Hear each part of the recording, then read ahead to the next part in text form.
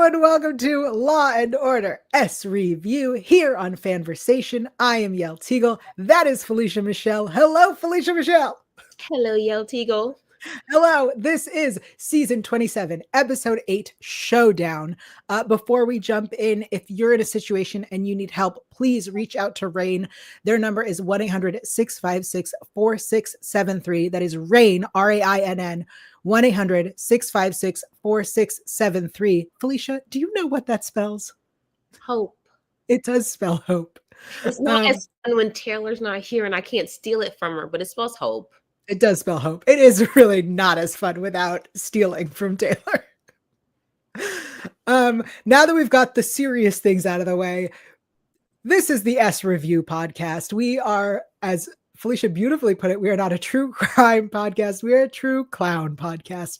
And we take serious issues. This episode had some serious issues, and we take dark things and make light of them. We find a way to enjoy this show and the shenanigans that come out of it with silliness. So consider this your content warning. Please be aware. I'm sure I will say something offensive because I tend to do that. It's seriously. I mean, well, I think you're listening to a group of friends who love each other and love the show and are not serious, like are the least serious people. I think. So, yay. Wonderful. This is again season 27, episode 8, Showdown. Here is the quick cap. A detective investigates inconsistencies when a man reports his girlfriend's kidnapping, while Tynan confronts Benson and Griffin faces scrutiny over his police work. Felicia, overall, what did you think of this episode? You know, I rates in the 10s. I do that. That's my scale, 1 to 10. And this one was like 5.75 for me. Okay. I think that is generous. I didn't hate it. Okay. How about you, Yael? Oh man. Deanna is joining us live in the chat, is currently watching the episode during the podcast. That seems like a mistake. But then we'll try not to spoil or go too fast, I guess. Here's what I thought. We ain't ruining nothing for you, girl. We ain't ruining nothing. Vicious. Throughout the case, I was trying to figure out what the hell this episode was about, right? So like, we have a missing girl and her boyfriend is spouting all sorts of crap. And the truth is, what he said was, the guy who attacked said all this weird random shit. And the cops were like, you're making it up. He's not saying that he believes this. And he says to them, I'm not saying I believe this. I'm saying this is what the attacker said. And I've never seen Bruno be such a shitty cop before. Right? Like he's usually better. He's usually very wise. He's usually more in control of his emotions. I would say more emotionally regulated. I don't know. He was off the rails, but men have PMS too, just so y'all know. So we don't know. Maybe it was his special time. So I agree with you. It was very odd. And his emotions were very, yes. I mean, I guess because in this case, you're looking for someone who could be alive. And we know that this is not true crime, but I watch a lot of true crime. Time is of the essence when there is the opportunity for somebody to be found alive. Like time is of the essence, right? And so I think that might have been the frustration, because I was like, as he's explained the situation, it sounds like he's in some type of like psychosis. Like it sounds like he sounds absolutely out of his mind. So I could get maybe the frustration of being like, we got to find her while she's alive. What are you talking about? And no one likes people who are super successful. Let's be honest, like deep down, people who are like very affluent, who have a lot of money, it's very easy for them to not be likable. It's very easy to question their ethics and morality, because how did you become, a billionaire? Not him in this situation, but like people like are quick to call someone like, okay, like, all right. And then he had that former charge. I think that slowed it down a lot too, is that he used to be a creep, and he could still be a creep, and he has access to technology. So let's talk about that bias for a second, because as soon as they find out that this guy is an ex-con, they don't believe a word out of his mouth. And the fact that it sounds like he's still a con man, they don't believe a word out of his mouth. But again, to your point, time is of the essence. A woman is missing. Either she ran away, which again, why would she run away? Let's find out. Or someone took her. Again, let's find her. Time is of the essence. It doesn't matter that this man is an ex-con and is probably still a con man.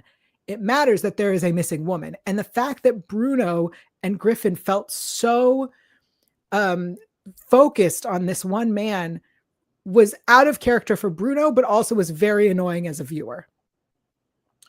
Yes. But his dishonesty about having the two girlfriends, that didn't help anything.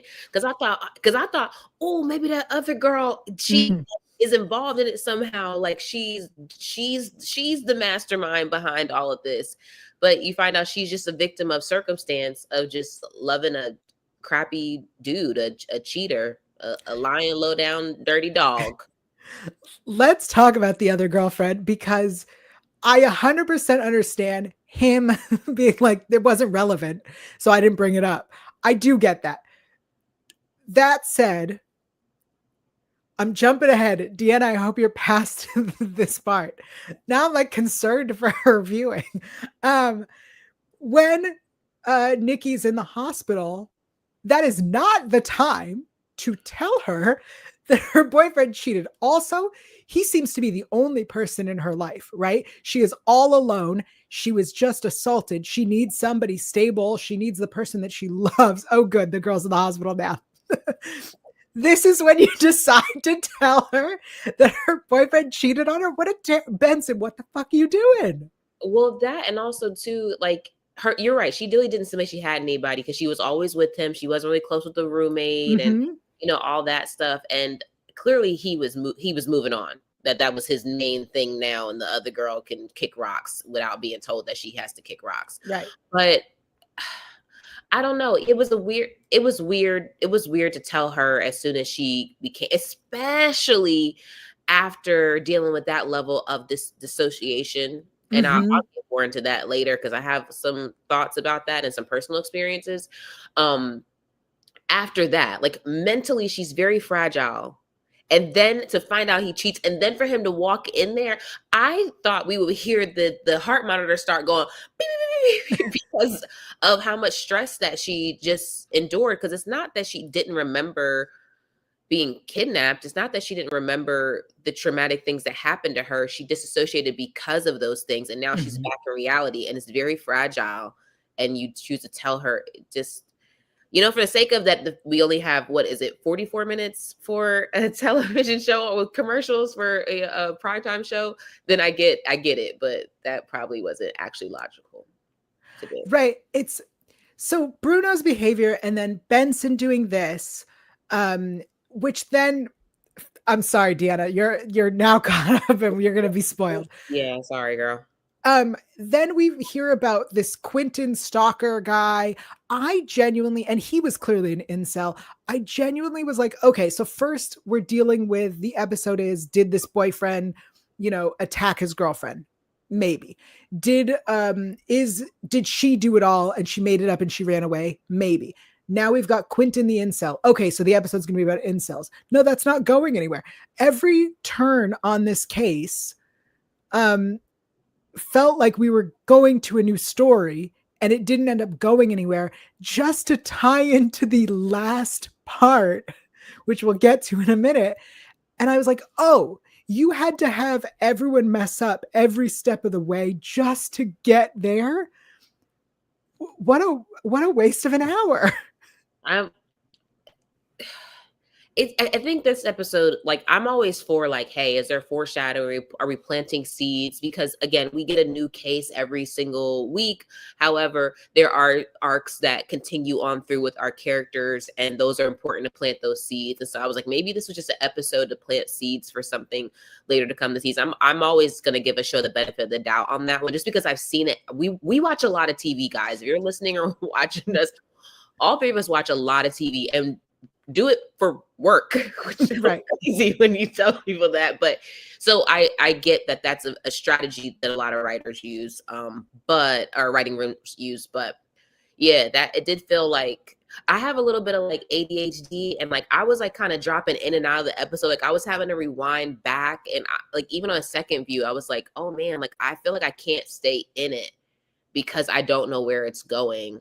And my brain starts going la la la la la when it's something, and I'm like, wait, and I have to go back. I'm like, wait, but how did that? Okay, like it felt very separate. The flow wasn't. I think maybe what you're talking about is like looking for the flow between all of these, how they all connected, and then you find out, like you said, at the end, like, oh, I guess this is what this was all for. Yes, it's. I agree with you, and I think the drop in the seeds and the foreshadowing was missing in previous episodes to make this episode make sense. Because again, right, like the whole point of this episode was Bruno was hyper focused on this one direction and it was wrong. Griffin is doing the best that he can, and it's bad. He's still learning. Like, yeah, and that's a major cornerstone of his character development right now is learning. One of the things I put was he got his go ahead. He got his rite of passage this episode because every SVU detective has gotten raked over the coals in court. Like that is a part of it. Like it's literally like it's a little rite of passage. Like almost every single one, even Olivia, even Finn, like even the best of the best, Stabler, even the best of the best have been raked over the coals at a trial like that. And it's knocking him down some pegs, I think. And I don't know if it's chipping away at his confidence necessarily. But I think it's just a reminder that he is not who he says he's. Also, I even put in my notes, I don't see how he can recover with Carisi. Like, I don't see a world where he recovers with him because Carisi has been a detective, then turning prosecutor. So he knows how you're supposed to do the job and how you're not supposed to do the job. And it's so funny. I was like, Barba almost popped out of him when he came in there with the shaking the paper, holding it, doing that. And I was like, he literally has morphed a little bit, not all the way, but you definitely see the impression and the impact that he has made in his career and how he chooses to move as a prosecutor, because he was pissed. Woo. I wish he had more Barba in him. And I mean that in every way. Oh God. I'm just saying. I started saying what? Antinatalists would approve. Yeah. I definitely started that sentence and went, you know what? I stand by this sentence so much. I love it. I love it. I love it. I want to talk real quick about that other cop, Waylon, with his Steely hat. Oh, I loved him. Like, I literally thought he was the best part of the episode. Are you serious? Like, because it gave like a little bit of stereotypical New York police officer. We got the accent, It's funny that this show is based in New York and a lot of these officers don't really have any type of accent. Obviously, officers move around. People are not always living where they're from, but I just love when we are in New York and there is a New York accent. Like, it tickles me pink. I loved it. His lines are awesome too.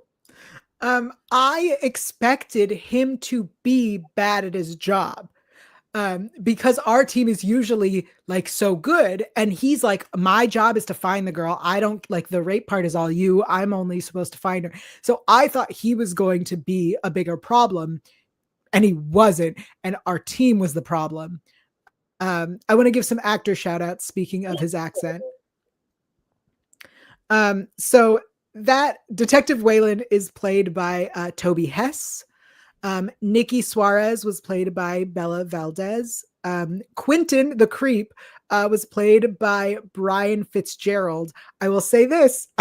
I looked him up and he looks like an incel creep on the episode, and he looks like a very nice man normally.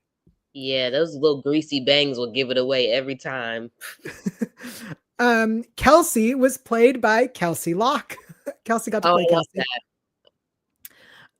Where's our Greg? Where's Greg? Greg was played by Joshua Leonard, and we had the return of Glenn Fleshler for Dan Olin. As soon as he said the name Olin, I was like, isn't that the guy from that other episode? Yes, it is. The guest stars on this episode were fantastic. I don't have any like qualms with them or the performances. I actually really enjoyed a lot of their characters. They did awesome. And usually I don't always say that because I don't always feel that way, but so this episode I felt that way. Like they were awesome. They did really, really good. Yeah. Deanna in the chat says maybe Griffin and Creasy will have the same relationship as Amaro and Barba. Interesting. Ooh. Okay. I was watching some throwback Amaro. I was like, I miss his little sexy stuff on the show. Well, I do. Even though he was complicated, I do miss a little sexy stuff. I think he's on another show being a police officer or something, but I do miss well, he was hot. But yeah, yes. You don't always get what you want. So that's true. Maybe that can it's just okay. I'll say it like this. It's like once you do something and you master it to a certain level and you know what to expect and you know how to handle your business, when people are in that professional space and they don't, it can become very frustrating, right? Like, okay, in my industry, I worked in TV news, right? And I'd be like, anchors are so mean. Anchors are so mean. And sometimes they are. But when I became one, I was like, it's not that they're mean. It's that they're frustrated because if they make a mistake, it's their face. It's on them. It's not on you. No one says, oh, so-and-so didn't move the camera and that's why Felicia couldn't see to read the correct script at the right time and she stumbled. They just say, oh, that girl can't read, So, and that's the same exact thing. Creasy's like, I now have to fix this. And it's clearly we saw how it turned out. It wasn't fixable, it really, really jacked them up. And so I understand that. And I don't particularly feel bad because this unit works with victims, literally special victims. I don't have time to feel bad for the detective. So as much as I only feel bad for me having to keep seeing them plaid shirts. I was so happy to see him in a suit.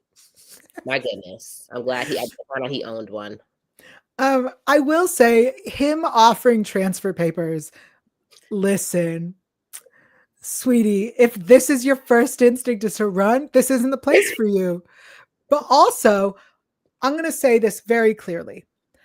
I don't personally know how DD5s work, but I'm pretty sure you are not supposed to editorialize, right? His thing said that Greg is the primary suspect in a likely murder. That's not what happened. Like, you don't have evidence of a murder. And yes, prime suspect, he was the prime suspect. I think that's a safe thing to say. He was at the time the prime suspect. But I don't think you're supposed to editorialize on DD5s. I think you're supposed to state the facts. I mean, it just further reinforces that he really doesn't know what he's doing. Like, he really doesn't know. Like, and it sucks because it came back on Olivia, and now everything. We'll get into that, I guess. Well, I'll let you bring that up, but that pissed me off. We'll get there in a second. Yeah. It made me realize Griffin's nickname is Batman, as Waylon reminded us. And I have always said, although Batman is referred to as the greatest detective, he's clearly the shittiest detective if he never finds the people who murdered his parents.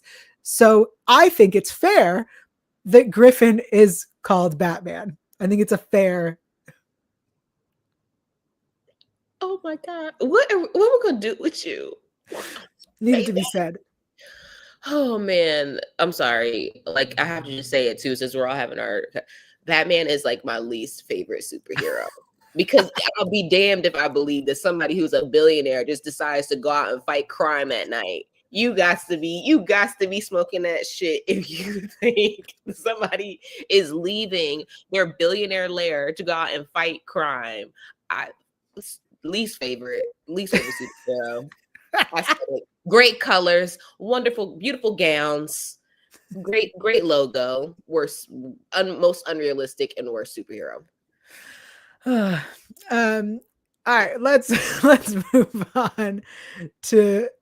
I tried to give Deanna as much time as I could to finish the episode. Let's talk about this Tynan situation and then where we end up this episode. Because again, I spent the whole episode going, well, what story are we telling? We were telling the story of everyone fucking up on top of each other to get to this moment. So we start the episode where it looks like Benson and Tynan have a camaraderie. And we've said since the first episode of the season that her politeness is very much surface level and that there is so much subtext and she is absolutely a threat. And that just came to fruition this episode. It did. It's crazy because for a second there, you were like, oh, maybe they're getting on the same page, especially as they talked about their history with their former partners. Mm-hmm. And she's like, when it clicks and all that stuff. And she's like, oh, yeah, I know. And the funny thing when she said that, she's like, oh, he's wish he could see Jack take the oath. I said, ain't none of Stabler's kids wouldn't take no damn oath. I was like, Stabler's kids wouldn't they would not take an oath. I don't think so. Eli, unorganized crime, I believe, is a cop. Are you serious? I don't watch that show. I don't either. He should have the most trauma. Are you serious? Why would he? Okay. But then again, hey, it tracks. It tracks. You and your daddy got a lot of trauma, so that does track. I didn't know. We really don't watch that show, guys. So if y'all know who listen to this show that we don't. We tried though. We did try in the beginning. I tried really hard. I tried really, really hard too, and then I had to stop. But you thought you saw them connecting for a little bit. You thought like a little piece of her humanity as she talked about, her partner and the sentimental part of it too. I wonder if like she is who Olivia could or would have become if she lost her heart. Because she's more concerned with chain of command. I was like, this, granted, police and military very closely aligned, but this is not the military. Like, you're not but yes, there's a hierarchy. There's a power dynamic there. But she was more concerned with that. Like, she more cared about having the power than actually helping. It seemed like her beef is not that she kind of gave the defense their case. It's that.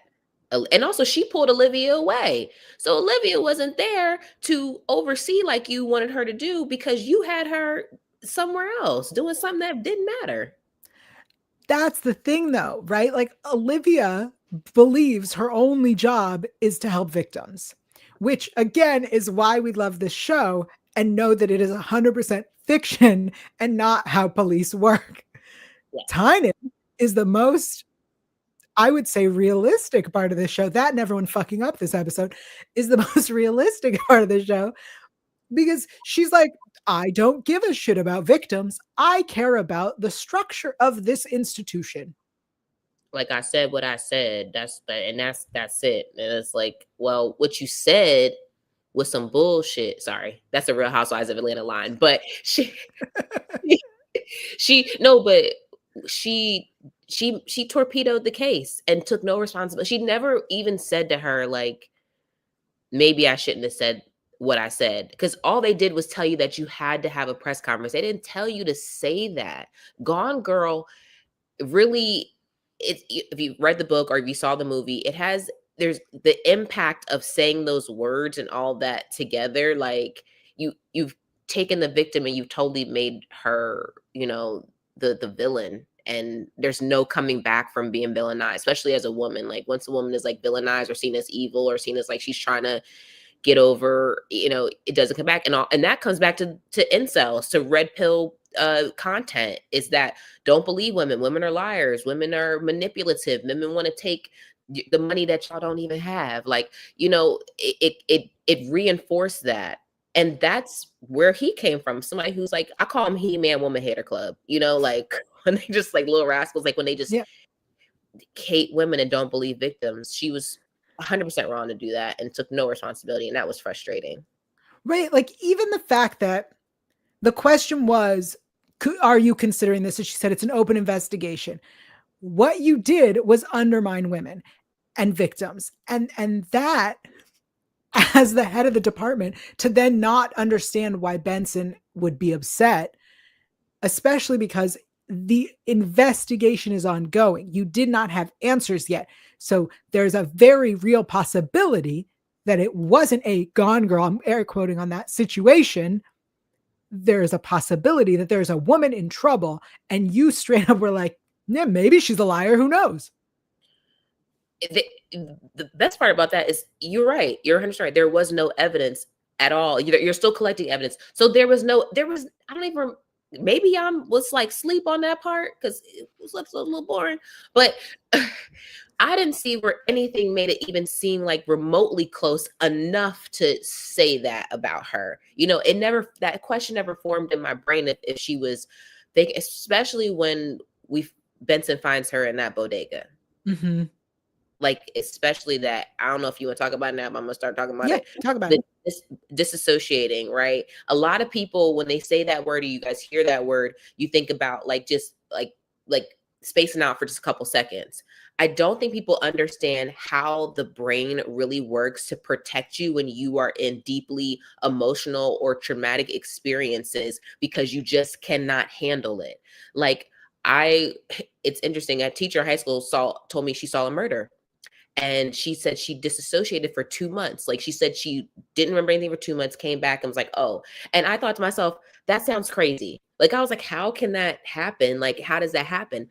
Until it happened to me. My brother passed away and I was constantly disassociating. And it's so scary. And that's why, like, when she was in the hospital bed and they told her that, I'm like, you don't understand. Like, I would go into work and I remember sitting down at the anchor desk, and the next thing I know, I'd be in the parking lot talking to my coworker, like completely not remembering anything.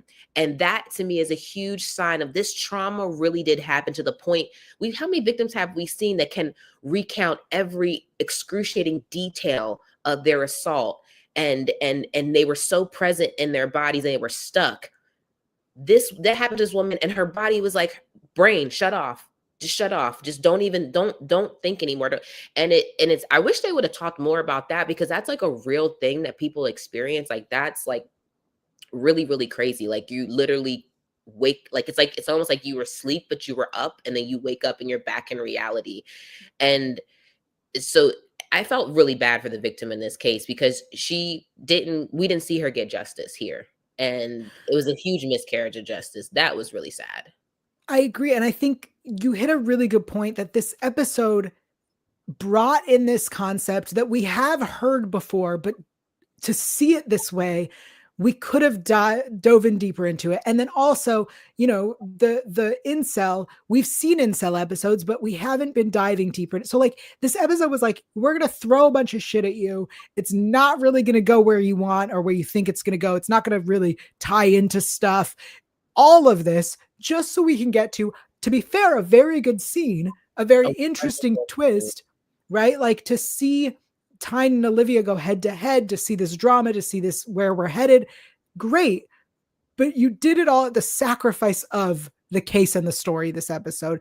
And I can only assume, with how it ended, with how Tynan threatens Benson, with how it sounds like Benson kind of threatened her back, when she was like, I've seen administration like you come and go. Like, and then what she has wasn't a lie, was the truth. Mm-hmm. But essentially, Tynan wants to move Benson from her captain position to an administrative job, to an office job, to a job where she'll be, politicsing and doing the press conferences that she shouldn't be doing in the first place, and shaking hands and whatever. So that was interesting, but we sacrificed the whole case and story just to get us to that point. And I felt like we could have elaborated on something. We could have elaborated on something. We could have had a great, interesting case. And I think that we had 8 episodes to build to this moment. It would have been nicer to see Griffin mess up DD5s on a previous episode. Bruno start to grow into whatever this emotional mess was. Benson continuously ignoring things that Tynan told her. It just build to this point rather than be like, we're going to just fuck up one big case and get to this point. Tynan, she really feels like she can move, like she's the chess master. She's going to move all these pieces. We've already seen her remove one member of the team to put him somewhere else because she thinks he's a better fit and that'll work better. And it's really, really weird to come in to something that is not broken and decide that you want to fix it, And I loved that scene that Benson got right with her, because up until a certain point, she has been extremely polite. She has been subordinate. She has done all the things you've asked her to do, including going to that little stupid thing. Though, then nobody, what a waste of her time. What a waste of her time. I was thinking, wow, what a waste of time to go to this event. This is so not even worth it. At all. She's 3 hours away when she needs to be somewhere with her team leading them. And then you say you're a bad leader. Well, you told me to be over here talking to you, and now I'm a bad leader because I wasn't there. You pulled me away. I just love that she just was not backing down. And Olivia has it's been I can't really mark when she got like that, because I've told Yael and I've told you guys I'm watching from the beginning all over again. She gets this thing where she's like, I'm done, and now I'm done, and this is what it is, and that's how it's going to be, and I'll deal with whatever consequences. Oh well. And it was before she became captain. We've watched her journey through this show, which has been incredible to see the growth of her character, and also the growth of Mariska's role in the show and in being a part of the behind the scenes of the show and say so in the show. That's really big, especially for her being a woman. But she just doesn't care. I don't think there's anything you can scare her with, because she said, I've been up against you guys before. I've done this before. If you want to do it, okay. But I've never seen anybody threaten to remove her from her position before. And I think that her position has maybe been in jeopardy, or we don't know, in limbo, but a direct threat that way. I guess we'll see what happens next. Oh no, we won't. We won't see what happens next week. No, this will resume in January. That's crazy. This is the last little taste we got to the new year. It's smart to do it this way. Yeah, it is very smart.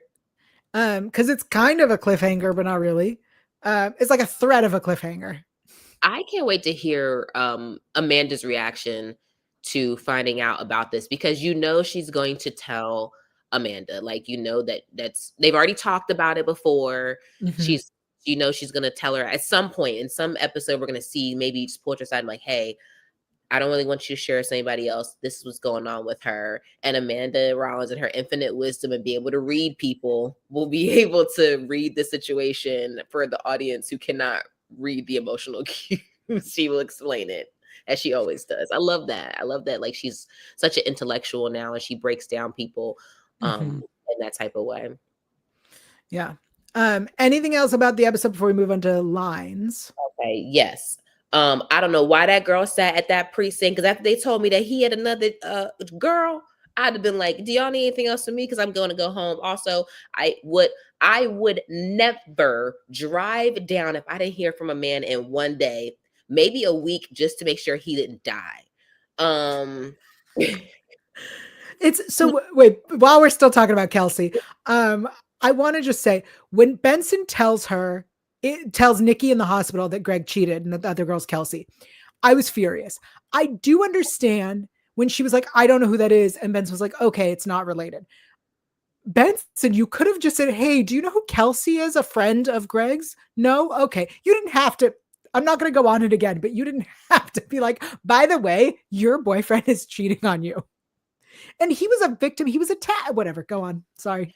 Also, I really liked, and although I don't think he could receive it in the moment, the squad really did rally around Griffin at the end. They really, the jokes and making fun of him, that was them trying to make light in the moment. He just was so heavy, he couldn't see it, and he couldn't handle it. I don't think he necessarily took it the right way when they joked around like, oh, where's some tape at? You know, they're trying to lighten it up. And for him, I think he's just like internally just really beating herself up. And then also Gone Girl is a terrible reference to make because this is clearly not an affluent white woman who wants to get revenge on everybody. This is a woman who has a roommate. Like, do you think she has the tools to do this? But all right, show whatever. I'm also gonna make an assumption that Nikki Suarez is not a white woman.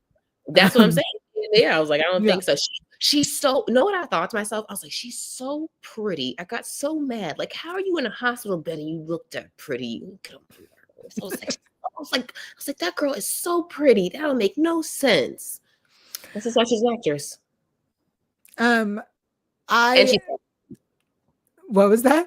I said, and she's talented. Like, not just like she's attractive, but she's also talented. Yeah. Though, I mean, the whole cast was incredible this episode. Yeah. I had a thought and I lost it. We were talking about Gone Girl. Oh, so the trailer for this episode, the promo last week, was of Tynan on the phone being like, there, you know, rumors are that there's a Gone Girl situation. So they planted that seed in the audience's head. So I, as a viewer, was watching for the moment where we got there. And I'm going to be really honest with you. At no point did I think that she set it up. At no point did it cross my mind that she was the one who did it.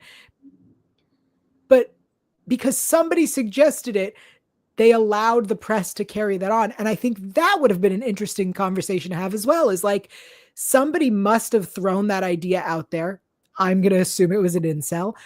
And thus the idea snowballed because none of the facts supported that idea at all. People hate women, okay? Like, that's really the beginning and the end of it. It's really actually nuts. But yeah, people kind of hate women, so even other women. So yeah. Well, let's on that note, let's move on to best lines. Okay. I'm sure you have many. I actually do. I have just two things.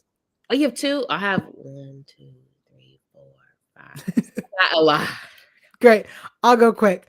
I'm Taylor. You're Taylor this week. I just wanted to say the one that like really stuck out to me was, my job is helping victims, end of story. That is the premise of this show. And then the other thing I wanted to touch on was a very quick Rollins line. Benson is praising all the stuff that Carisi does, and Rollins says, and he can even load the dishwasher. And the reason this is important is because like 2 months ago, there was an article about this line.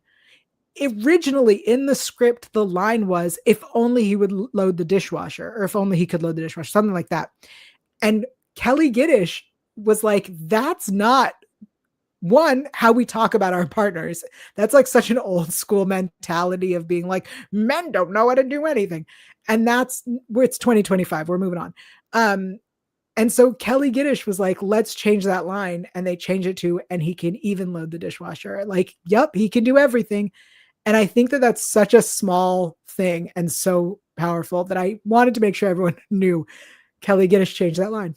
Well, that's kind of big. And also too, it just speaks to the collaborative environment of the show. You know, we've had guest stars of the show come on. They always talk about how it's a welcoming environment. It's collaborative. Everybody wants the show to be its absolute best, and how Mariska don't play that. So you better come correct and like do your best work and like bring your best attitude. So that makes perfect sense. I think that is really, really cool that like she said that. And also, it's not just men that don't know how to load the dishwasher, and it pisses me off. I don't know if you have roommates and you're like, this is not how you load a dishwasher. You know, people struggle with that. It's like almost like people, like you made a sandwich inside out. People like, load the dishwasher wrong. It pisses me off anyway. All right, hit us with the lines. All right, this is my favorite off the top. Who's this? Sweet old dumb.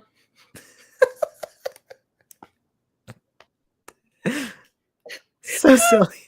Not even Sweetle D. He just went, this Sweetle dumb. Yeah, everybody's got a story, but this one's got some hair on it. Oh, I loved it. I think was Curry. Well, sucks to be you. It was given sucks to suck. Yes, literally, I heard it and I went, someone's writing that down. Olivia on the stand. I know my job and I know the job of the jury. Ooh, okay. I think we talked about the line about I've seen administrators like you come and go. You don't need to tell me how to do my job. What you need to do is stay out of my way. And I was like, yes, girl, because I wouldn't say that to some people. I don't need you to tell me how to do my stuff. I just need you to get out of my way. And I love that line. That was great. That was really great. I agree. I have also wanted to say that to a lot of people. In fact, there's someone I'm sure you know I would have wanted girl, to. Woo, trauma. Don't let me disassociate.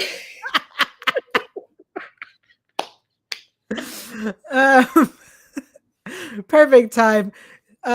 Stay conscious in your brain as we head to shower thoughts. For our friends who are kind enough to bring us in the shower with them, we appreciate you. I hope your shower is perfect. I hope that it's either a very relaxing shower or an everything shower.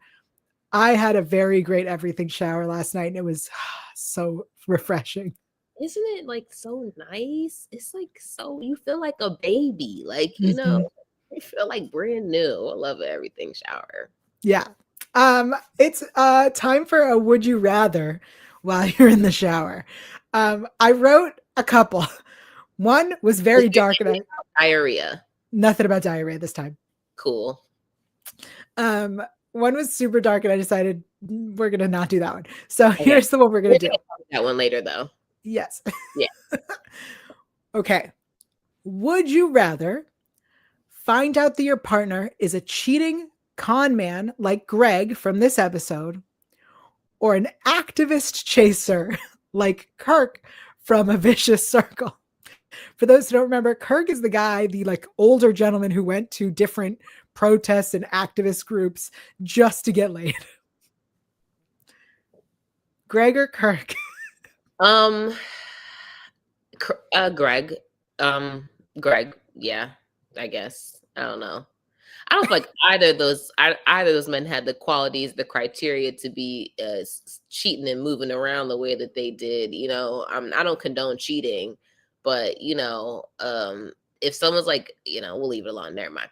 But I guess the first one, because at least that doesn't seem as predatory as you caring about something and being passionate about something just to get to a woman, where you just are lying that there aren't other women and you're just scum. So it's kind of just a regular man, right? It's like a regular average cheating man, right?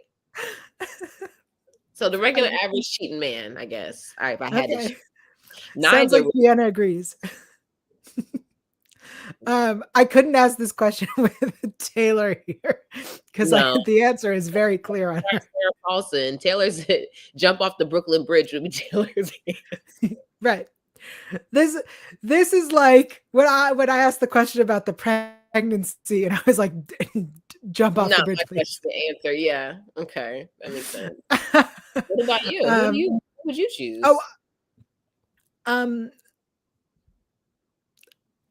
So I think either one's fine. I never let myself think about the answer when I write it because then I feel like I'm influencing it. Got you. Okay. So Kirk murdered someone, right? So like that's the fear on that one.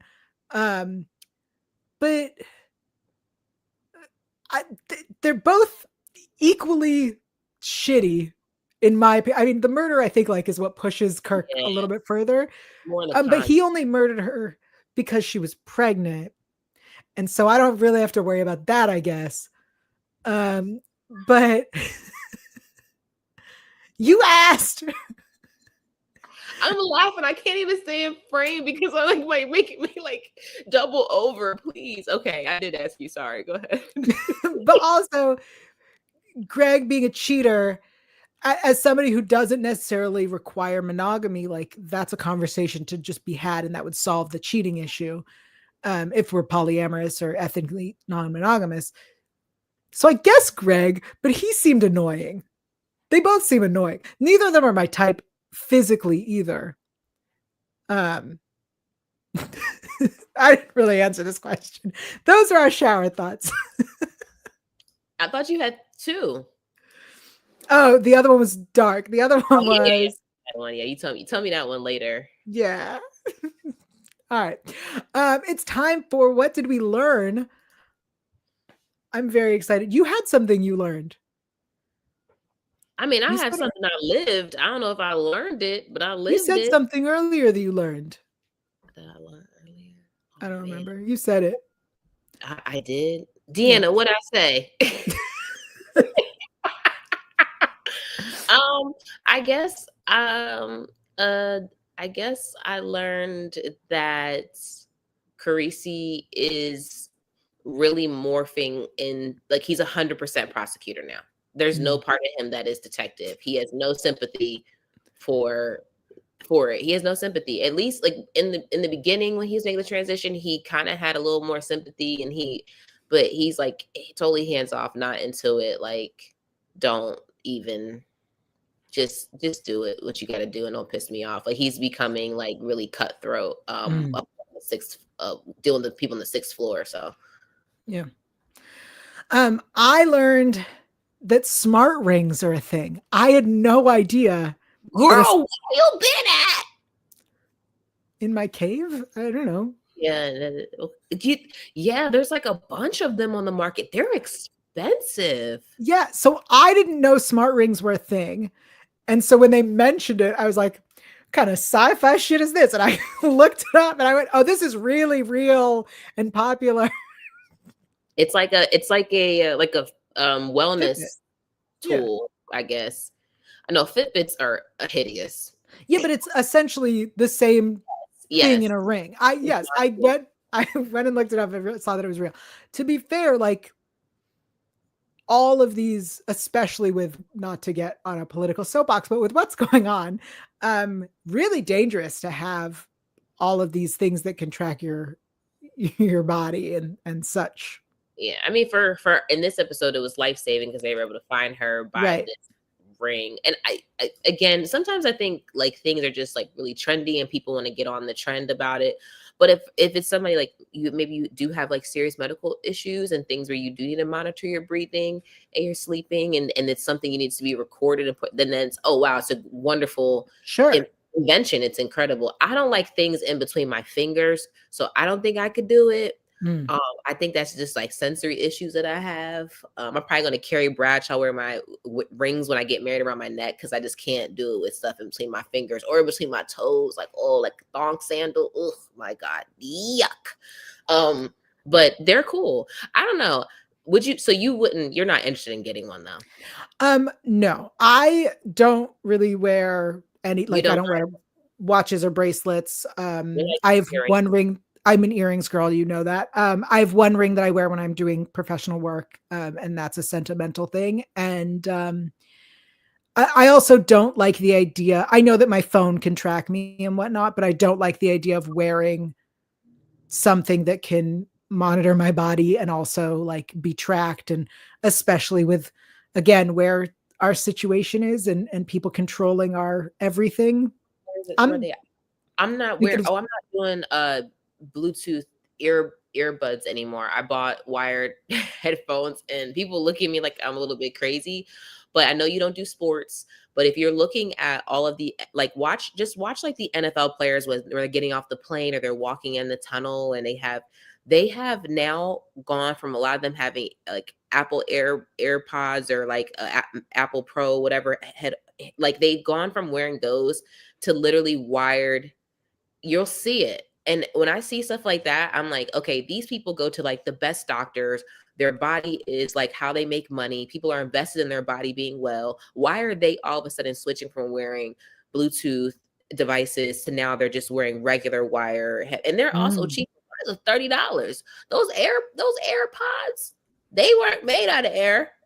They're very expensive. The money went up in the air when they got purchased. So like, and also, you know, love, hater, being different. Kamala Harris said, you do not know what I know. And people made fun of her about wearing wired headphones. She was like, you've never been in intelligence meetings. Like, people can like Yael was pointing out, it's just kind of little, and call me a conspiracy theorist or whatever, but Edward Snowden told us back in the summer of 2013 that they were tracking everything we were doing, and I believed him. So I don't need to help anybody. Although I do have, I do think, I don't know, my one friend calls her agent. She's like, whenever her phone's messed up, she goes, okay, Agent Martinez. Or she'll be like, Agent Martinez, can you remind me to look up this thing later and speak it into the phone? And you know, it always pops up. It's always listening. That's fine. I don't want to help it. Although our face all over AI, you and I, we're done for that. Yes. I know full well that there's enough footage of me on the internet. That's why I tell my mom, that's why they say have a like a secret code word with your family, because it's too easy to dub my voice. Someone could literally take this and call my mom and and have me sound like I'm screaming and dying and need help. And I'm just in my living room patting Morris, wherever he's at. Yeah, where is he? How dare he miss this episode?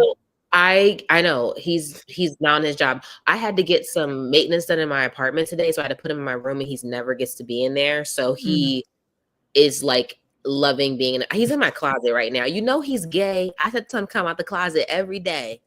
And he loves men. He loves men. I do think that he's queer, and I'm fine with it. Congratulations. To your gay cat. Yeah. On that note, that's right. This is the last episode of 2025. Will we be doing episodes in December of random episodes or interviews? Probably not, but maybe. So if that were to happen, the best way to make sure you don't miss it is make sure you have subscribed on the YouTube channel for FANVERSATION, or wherever you are currently listening and or watching us. If you're just listening and didn't know that we are on video, that's weird. But also you can watch us on YouTube, and I believe also on Spotify. If you're on Apple Podcasts, I got it. Leave us a rating and review. We get one a year, and we have not gotten one for 2025. So you have like a month and a bit to give us a rating and review. We get one a year. Until 2026, Felicia, where are you on the internet, and what are you up to these days? That sounds so final. Like, doesn't 20? So remember, like Y2K, we thought the world was going to end. And here we are, 26 years later, and it's not ended. I mean, it kind of is on its way out. So this is the longest season finale ever. I'm just kidding. I forgot my @ sign. Big dummy. At Felicia Michelle on everything. I'm on TikTok, just pissing people off left and right. They get so mad at me, and I love it. I love it. I love it. And I am an arena host for Noble's Little Boom. I have a game on Sunday, so you can come out and see me on Sunday. If you come out, just send me a DM. I do check my DMs. I'm not like a weirdo or too good to like talk to anybody ever. So if you're out there and you're like, I'm at the game or something, just why did I do a country accent? Sorry. Just shoot me a DM or whatever, and I'll answer. Yo, where can people find you at? I'm on Instagram at Yael Tygiel. That's YAELTYGIEL. FANVERSATION will not be going dark. We will be having interviews. Specifically, we're starting with some authors, specifically romance authors. If you would like to learn more about our romance and spicy book stuff, check out Good Little Library Mouse on Instagram. Those are the only places to really find me these days. 2026 is going to be a whole new year and a whole new chapter. We will be back. Taylor will be back with us as well. She is at Taylor_Gates_ and at Alphabet Ann. Alphabet_Ann. Yeah, that's it. And she's also on vacation, and she's not here. Whatever. She better watch this episode. I can't wait for her to get mad. Yeah. We're gonna probably text about that in the group chat. All right. Thanks for joining us live, Deanna, and everyone who's watching us now or listening to us. Thank you. We love you. We'll see you next time.